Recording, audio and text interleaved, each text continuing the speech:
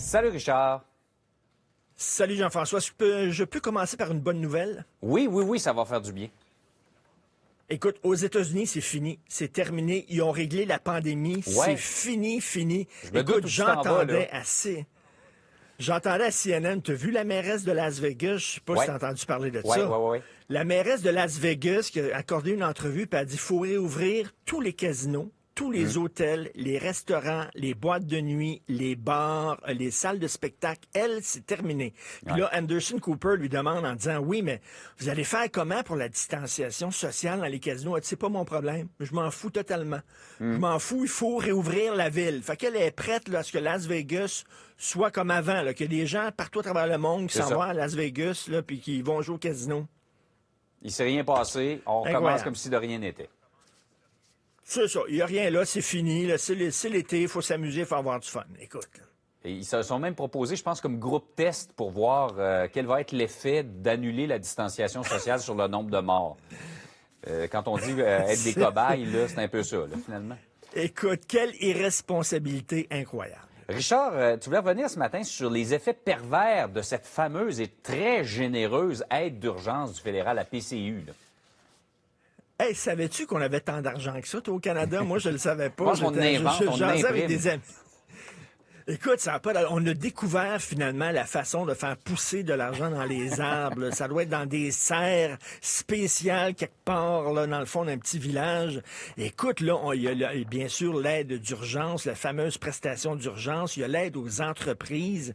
Il y a l'aide aux étudiants. Là, ça a l'air qu'on va aider aussi les petits commerces à payer leur loyer. Là. Yves Daou de la section argent du Journal de Montréal me disait ça tantôt. Donc, écoute, les aides d'urgence, ça n'arrête pas. Et là, il y a des gens qui disent, ben écoute, on va rester chez nous, puis on va prendre mon 2000 pièces par mois, puis j'irai pas travailler. Et là, on se retrouve avec le même problème qu'on avait avant la pandémie, c'est-à-dire une pénurie de main-d'œuvre, parce que là, je lisais qu'un garagiste, par exemple, il y a plus personne qui va aller travailler chez eux. Ils sont mieux payés de rester chez eux, à avoir 2000 dollars Ah ouais. par mois, plutôt qu'aller travailler, risquer peut-être d'être contaminé, etc. Donc, écoute, il y a plein d'entreprises dans le milieu de l'agriculture, etc., les fermes et tout ça. On se demande, là, il y a des gens qui préfèrent rester chez eux, des infirmières qui travaillaient dans des cliniques cosmétiques, des cliniques esthétiques, etc., qui étaient formées comme infirmières, qui disent, ben moi, je vais aller travailler puis je vais risquer ma vie. Je préfère rester chez moi et prendre mon chèque. Donc, il y a un effet pervers. Et là, écoute, là, il y a 50 sénateurs qui ont écrit une lettre ouverte demandant à Justin Trudeau, ben tant qu'à aider un tel, puis à aider les étudiants, puis à aider les travailleurs, puis à aider les commerces, mettez sur pied un revenu minimum garanti. C'est une idée qui circule depuis des années, ça, où on donne à chaque Canadien, que tu sois riche ou pas riche, que tu travailles pas, qu'on te donne un salaire de base qui te permet de subsister. Écoute, moi, mais ça serait quoi? Si les gens resteraient chez eux et n'iraient pas travailler, je veux dire, à un moment donné, et je ne savais pas qu'on avait autant d'argent. Et tu sais, tu te souviens, la banque, le slogan, là, vous êtes plus riche que vous le pensez, là, ça devrait être le slogan du Canada. J'avais aucune idée qu'on avait autant d'argent que ça. C'est très bon. Oui, j'avais pas pensé. On va tous être payés. Oh, oui, c'est Oui. absolument On va tous incroyable. être payés, on va rester chez nous, ça vient de finir. C'est vrai que, par exemple, on s'en rend compte de plus en plus de l'effet pervers de ces mesures-là, auxquelles on ajoute à tous les jours. Hein, c'est toujours un petit milliard par jour de plus. Là. Écoute, et là, les municipalités qui demandent là, encore 10 milliards de dollars d'aide, je comprends là, que tout le monde est dans le pétrin, mais à un moment donné, est-ce que le gouvernement, là, on va s'endetter pour des générations à venir? C'est vraiment des questions d'éthique financière importantes. Par ailleurs, c'est vrai que ça fait un petit bout de temps qu'on n'en parle plus. On en parlait beaucoup il y a 2-3 semaines. Les petits détaillants qui sont victimes de concurrence illégale de la part des grandes surfaces qui sont restées ouvertes. Là.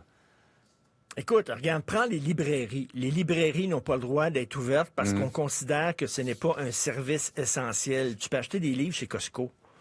Tu sais, à un moment donné, les librairies disent, ben là, c'est parce que regarde, là, eux autres, est-ce que c'est le genre de Québec qu'on veut avoir, Jean-François, rien que des grosses chaînes, rien que des grandes surfaces, et une petite librairie de quartier, nos petits restaurants de quartier, ils sont en train de crever la bouche ouverte, là. Je veux dire, ils passeront pas au travers, là. Et là, il y a une idée, par exemple, du PQ, c'est-à-dire que, tu sais, comme le take-out, les mets pour emporter, t'appelles au restaurant, ils te préparent un spaghetti, t'arrives, tu le payes, donc on pourrait faire la même chose avec les librairies. As-tu tel livre? Oui. Écoute, m'aller de côté, je vais arriver tantôt, puis bon, je vais te l'acheter, tout ça. Et on devrait faire ça avec différents commerces, des quincailliers. Je suis allé à la pharmacie récemment. On s'organise à la pharmacie pour pas qu'il y ait trop de gens à l'intérieur.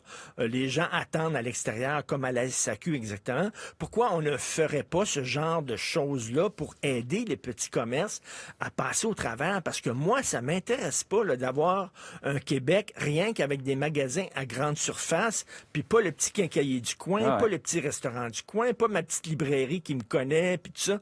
Écoute, là, il faut aider ces gens-là, puis il faut trouver une façon de... C'est pas le déconfinement là, total, on ouvre les portes, puis tout le monde peut entrer, mais une façon de permettre à ces commerces-là de survivre, et pas seulement qu'en leur donnant de l'argent avec des programmes d'aide. Ouais. Ils veulent vivre par eux-mêmes, ces commerces-là aussi, là. Il faut y penser, Donc, effectivement, à ces petits commerçants-là qui trouvent très frustrante la situation actuelle. Ils sont même pas sûrs de passer au travers de la crise. Il faut les encourager. Ah oui, absolument. Tout à fait. Hey Richard, bonne fin de semaine. Un bon week-end tout le monde. Salut. Un beau week-end en mou.